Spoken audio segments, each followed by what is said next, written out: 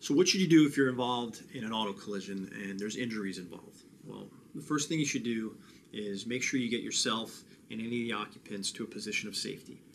In a lot of instances, a crash happens and then the parties congregate outside the collision site, and then another vehicle comes along that maybe wasn't paying attention and they end up hitting one of the occupants of the crash that are now standing outside their vehicle. So very important. I know you probably shook up, but make sure you get to the side of the road. Next thing you want to do is obviously your first priority is to seek medical attention. If there's injuries involved, you got to make sure that you promptly seek medical attention. Now, to talk about some of the things that the law requires you to do.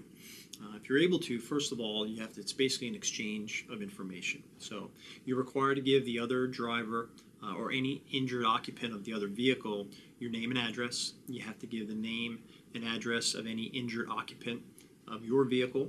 You have to give the name and address of the owner of the vehicle if it's not you. And you also have to give the registration number of the vehicle.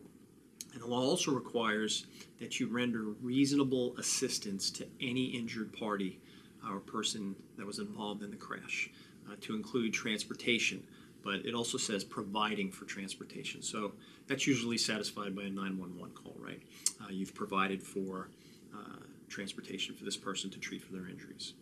Now, the next thing you want to do is, if possible, you want to take photos of the scene. Everybody has smartphones now. They got these great cameras on it, so you want to take pictures of the scene and then the surrounding area of the collision scene. There's some important evidence that probably can be seen there that can become useful later on, like skid marks, any debris in the road, and things like that. So make sure you do that. Also, if possible, you want to get the names and addresses, or phone numbers at least, of anybody that's identified themselves as a witness to the crash. If you're not able to do it because of your injuries, hopefully you have an occupant or a friend or family member. Sometimes they show up later that can get that information for you. And really the next thing you want to do is you want to contact an attorney to protect your rights.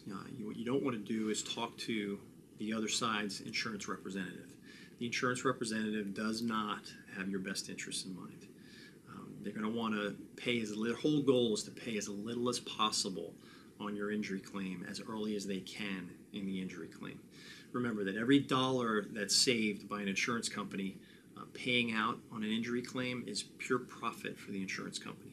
So it's much, much, much more important for an insurance company to pay out $1 less on an injury settlement than it is for the company to raise their customers' premiums by $1. So, and the other thing is they're gonna want to try to settle your case as early as possible, which is usually not in your interest, because especially if you're still treating for your injuries or you haven't fully healed. So not in your best interest to talk to the other side's insurance representative. You want to contact an attorney. The next thing you want to do is you want to photograph your injuries as they heal. It can be useful later on, especially if your case goes to trial, to show the healing process after the injuries occurred. So if you can, you want to try to do that. Also, keep good records. Keep good records of your medical bills. Keep records of any kind of lost wages or income, or any kind of losses that you incurred as a result of these injuries involved in the crash. Next thing you want to do, and last thing really, is to make sure you act quickly.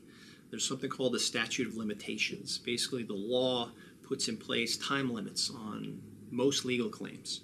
Now, on an injury, typical just general injury type claim, the statute of limitations is 2 years. So you have to file a lawsuit, if you're going to do so, within 2 years of the collision. And now that can also be less time if a government agency was involved. So if you were hit by a government vehicle, or if your crash was in part caused by a dangerous condition of the roadway or something like that, then the government, they only give us 6 months to put them on notice that we have a claim against them. So it's important to act quickly and promptly to protect your rights, and that's why it's important to contact an attorney. So don't be afraid to contact an attorney. Almost all attorneys that handle these types of claims, your initial consultation is going to be free. You're not going to have to pay any money for that, but it's definitely in your interest to do that if you're involved in an injury crash.